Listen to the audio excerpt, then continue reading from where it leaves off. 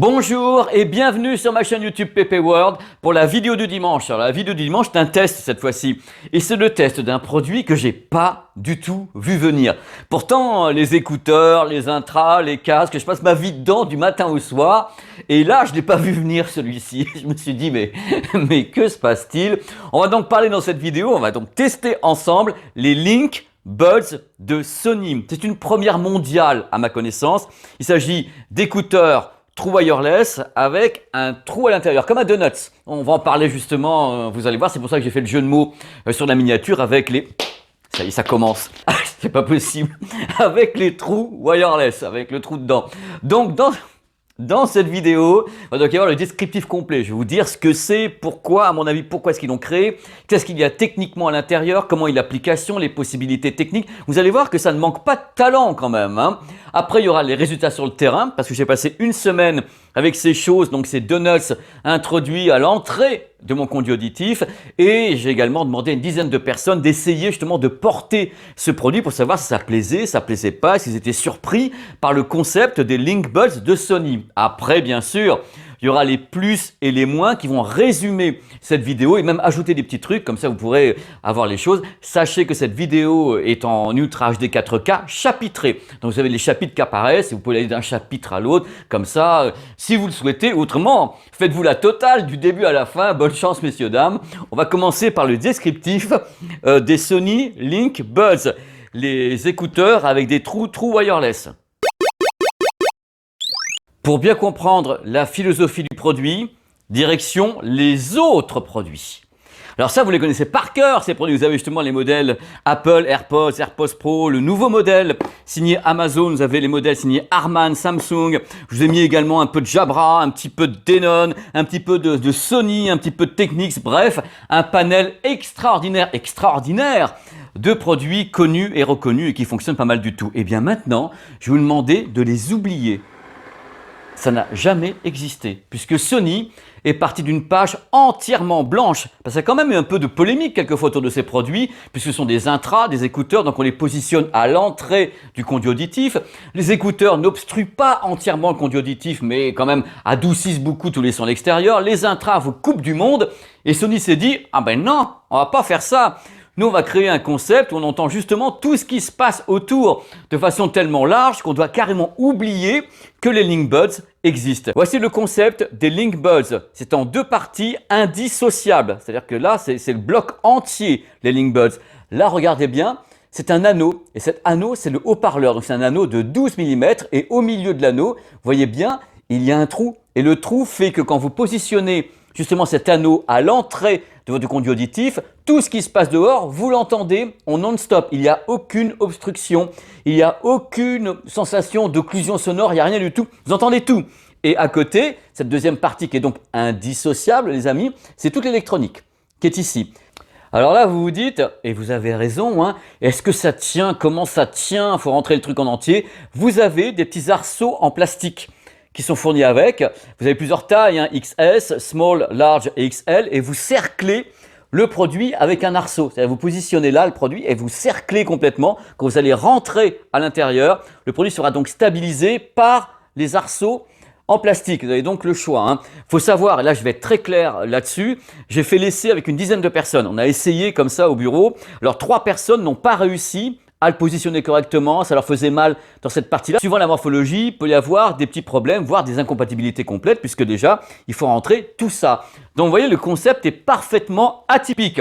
Alors je pense que l'idée est tout à fait nouvelle, c'est comme si on parlait un petit peu d'un concept de réalité augmentée sonore. C'est-à-dire que vous avez votre réalité, la réalité c'est ce qui passe au travers du trou-trou, hein. Le donut c'est votre réalité, les gens, le bruit de la rue et autres. Et par-dessus cette réalité, vous ajoutez les sons émis par l'anneau qui est ici, donc ça peut être de la musique, ça peut être quelqu'un au téléphone, vous rajoutez ça, sachant qu'il n'y a aucune occlusion et qu'il n'y a aucune réduction de bruit, hein. C'est-à-dire qu'il faut que le son produit par l'anneau soit entre guillemets plus fort que ce qu'à l'extérieur pour que vous entendiez quelque chose. Donc c'est déjà un concept tout à fait particulier. Je pense que Sony, en créant ça, a voulu vraiment être totalement disruptif. C'est pas ça. Nous, on fait pas ces trucs-là. Dans tous les cas, dans le cas présent. On veut que les gens, après qu'ils se soient le matin pris leur douche et comme moi, peigner les cheveux, ils mettent leur concept, hop, on le positionne, on le garde toute la journée, ça fait 4 grammes, on l'oublie, et le soir, on l'enlève avant de se coucher, et pendant la journée, on aura eu les gens au téléphone, un petit peu de musique dans la rue, par-dessus sa réalité. Moi, c'est ma vision de la chose. Alors pour ça, bien sûr, ils ont foutu la gomme techniquement, hein. Je vous donne le prix aussi. Je ne sais pas donner le prix. Cette petite chose là qui est dans sa petite boîte qui est ici coûte 199 €. C'est-à-dire que c'est pile poil le prix des concurrents en face, comme justement les AirPods, par exemple, le 3 ou bien des modèles avec réduction de bruit et des intras qui sont également au même prix. On paye l'innovation, hein. On paye le fait que ça n'a jamais été fait, qu'il y a en effet le trou, que c'est un haut-parleur circulaire. On paye tout ça, à mon avis, avec ce produit. Avant qu'on continue, le produit a bien sûr été pensé pour le sport, hein. Il est IPX4, il peut donc résister à la sueur et à la pluie. Alors qu'est-ce qu'il y a à l'intérieur techniquement? C'est tout simple. Alors là, ça va être un petit peu technique, mais on va faire très très léger, vous allez voir, c'est très très sympa. D'abord le Bluetooth, SBC et AAC, c'est pas la peine d'aller plus loin, hein. C'est pas la peine d'aller vers la PTX ou autre, vous verrez pourquoi tout à l'heure, c'est quand même open air, hein. C'est open bar le truc, donc c'est pas la peine de balancer du gros son là-dedans parce que c'est un peu aérien, si je puis dire. L'appairage est extrêmement rapide. Vous avez Google Fast Pair, vous avez Microsoft, vous allez voir des tas de trucs, ça s'appaire très rapidement. Vous avez l'application Sony Headphones pour le gérer. Et c'est pas du luxe. Voici pourquoi c'est pas du luxe, parce qu'en effet, il n'y a aucun mode d'emploi. Donc il faut un tutoriel, vous avez les images qui doivent s'afficher ici ou ici, je sais pas où je les mets, bah, par là. Voilà, par là, vous avez donc un tutoriel pour vous expliquer comment placer le produit, parce qu'attention, quand même, il y a une manœuvre, oulala, pour placer le produit avec les petits arceaux et tout, pour bien le positionner. Donc tout est fait pas à pas pour vous aider justement à appairer le produit et vous aider à l'installer correctement dans votre oreille, parce qu'on sait très bien que c'est parfaitement et totalement atypique, et visiblement, c'est parfaitement assumé. Pour faire tourner la bestiole à bord, il y a un processeur qui s'appelle le V1. Alors le V1 est super connu et déjà utilisé sur des modèles Sony comme celui-ci, comme des casques, c'est leur processing. Alors il est à bord pour assurer le meilleur son possible, pour justement alimenter l'anneau magique de 12 mm qui va balancer le son devant votre conduit auditif. Ah, merveille. Alors derrière, il y a également un circuit que Sony aime beaucoup, qui s'appelle le DSEE Extreme. Alors Extreme. Alors le Extreme a pour vocation d'améliorer le son qui serait vraiment d'une qualité pitoyable. C'est-à-dire qu'il se dit, voilà, c'est pas possible, le son, c'est pas possible.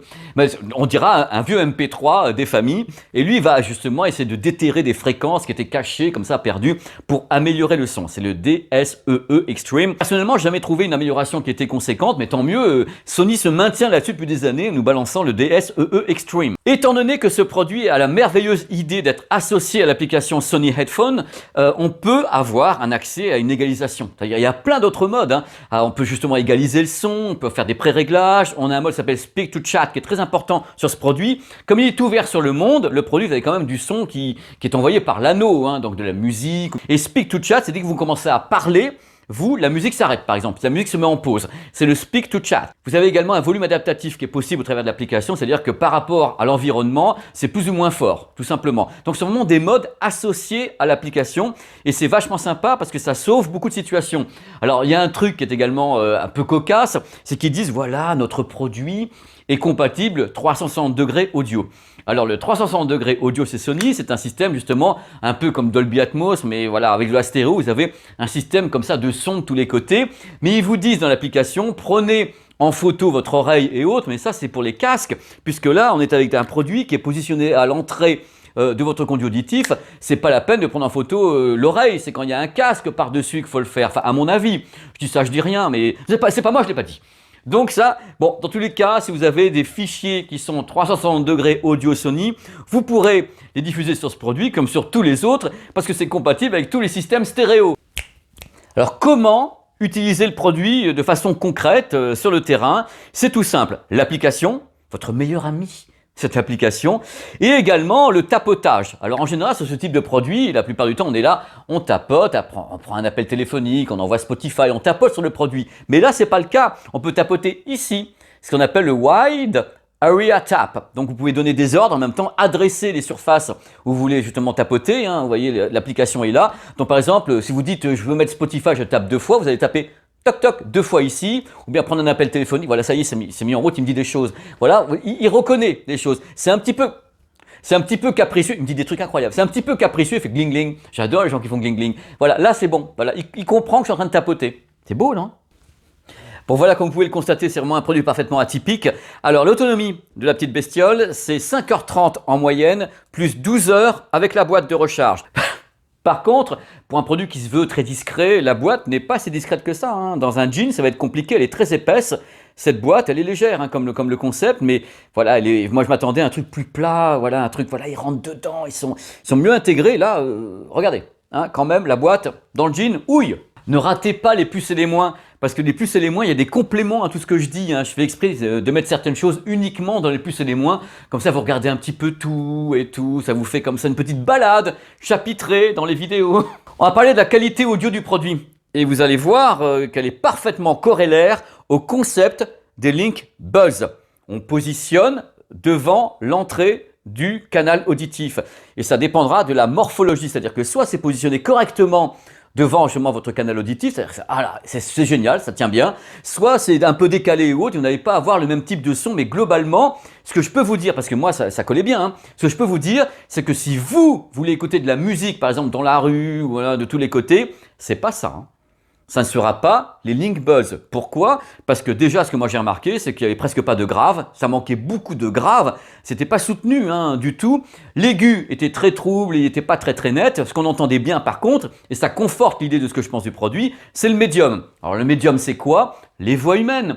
Donc moi, ce que je pense depuis le début, c'est que ce produit a été conçu non pas pour écouter de la musique dans le métro ou dans la rue avec des klaxons et autres, c'était conçu pour un lieu de travail. Vous arrivez sur le lieu de travail, vous mettez le produit comme ça, hop, vous pouvez écouter vos collègues et en même temps donner des coups de téléphone et autres de façon très claire, puisqu'en effet, c'est la partie médium du signal qui est mise en exergue. Alors le médium, en effet, en plus, là, ce que j'ai remarqué, c'est que la plupart du temps, il pouvait devenir également un petit peu agressif, c'était un petit peu criard, suivant justement le type de signal.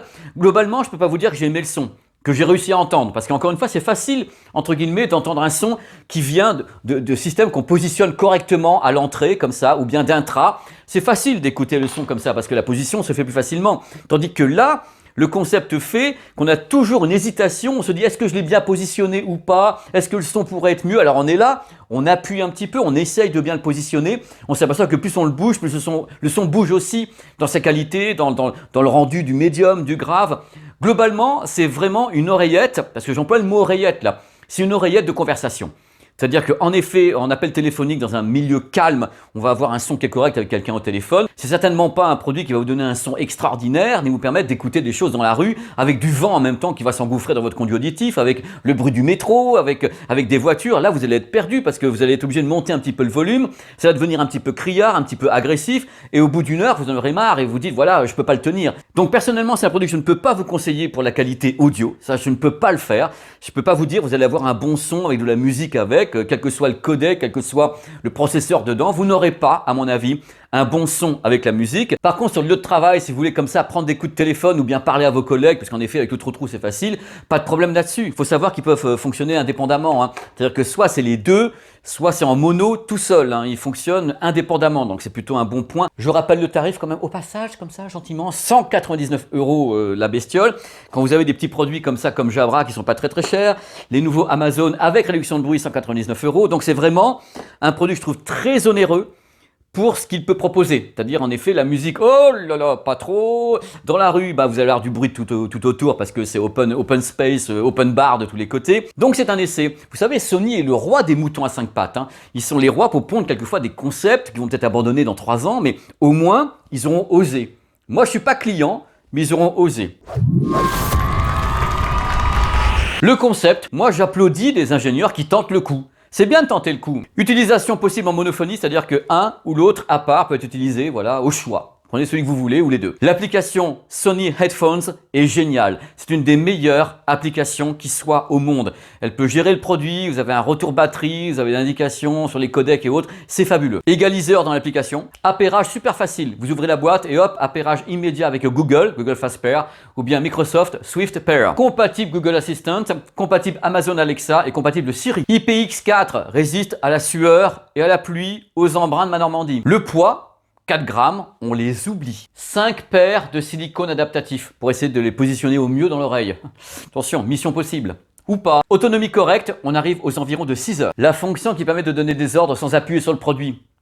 White Area Tap. On peut lancer Spotify comme ça en tapant, voilà, vous adressez en plus les commandes comme vous voulez. La fonction Speak to Chat. Le son du kit main libre, de bonne aloi quand il n'y a pas de vent. C'est-à-dire qu'en effet, vous pouvez parler, c'est assez clair, il faut parler un peu fort, mais globalement, il y a un logiciel derrière qui va justement rattraper un petit peu les choses pour que ça soit clair pour l'interlocuteur de l'autre côté. Du moment qu'il n'y a pas de vent, qu'il n'y a pas de bruit, ça fonctionne.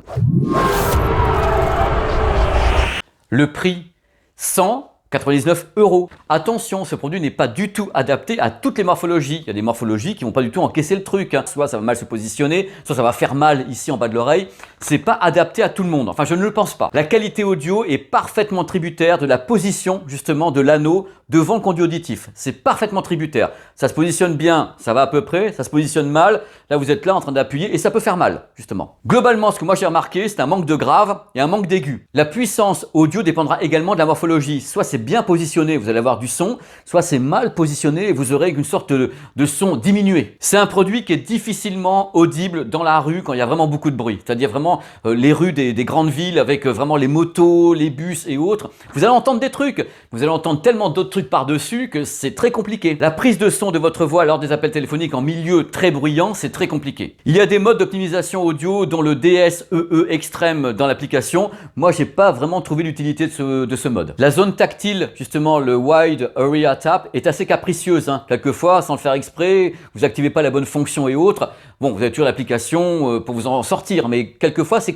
capricieux. Le boîtier de recharge est uniquement filaire. Le boîtier est trop épais à mon sens. Voilà, il est gros. Pour conclure, dans les moins, ça va en même temps ouvrir la voie à la fin de cette vidéo, je préférerais vous diriger vers des écouteurs et des intras qui proposent le mode transparent.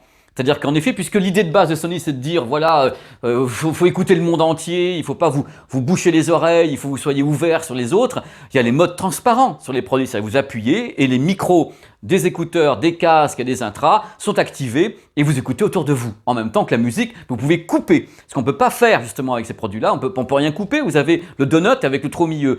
Donc fatalement, c'est un essai. C'est vraiment le mouton à 5 pattes, comme je disais. C'est vraiment une création de la part de Sony, et on va tenter le coup. Eh bien, c'est bien de le tenter. Moi, je ne suis pas client, mais c'est bien de l'avoir tenté. Je préfère vous diriger vers des produits qui sont sur la chaîne. Vous avez les tests qui permettent justement d'avoir un mode transparent en plus d'une meilleure qualité audio, bien meilleure que celle que moi j'ai pu remarquer sur les LinkBuds de Sony. Voilà, je suis content d'en avoir parlé parce que ça fait un moment que ça m'intriguait. Moi, ça fait 10 jours que je les écoute, que j'essaie de comprendre vraiment la philosophie autour de tout ça. Donc, je vous ai dit ce que j'en pensais dans la vidéo. Alors, n'hésitez pas à commenter. Est-ce que ça vous intéresse? Est-ce que vous êtes client? Là, quand vous aurez cette vidéo, je serai en train de partir vers le Mobile World Congress, le salon des smartphones, de la robotique et tout ça à Barcelone. Et je ferai des vlogs depuis Barcelone, du moins j'essaierai de les faire, peut-être pas tous les soirs, j'essaierai de vous les mettre sous les 10 jours à venir, comme ça vous aurez plein de petites vidéos comme ça, des vlogs avec le petit micro, avec moi qui cours, avec la double cam pour qu'on ait comme ça des petites infos sur ce qui se passe à Barcelone au Mobile World Congress. Voilà, j'étais très heureux de vous parler des Sony LinkBuds, ça m'a fait super plaisir de vous dire ce que j'en pensais, en toute transparence, c'est le cas de le dire. Voilà, ça sera... Oh putain, je voulais pas la faire. Eh bien, elle est faite. C'est venu tout seul en plus. Mais j'ai même pas honte parce qu'il ne faut pas avoir honte à un moment donné. C'est ma chaîne. Vous me connaissez avec mes qualités et mes défauts. Voilà, je vous fais des gros bisous. Je vous remercie beaucoup d'avoir regardé cette vidéo et je vous dis à très vite sur la chaîne donc pour les vlogs du Mobile World Congress. Il faut que je m'arrête là. Ciao. Bye bye et merci. Merci d'être là.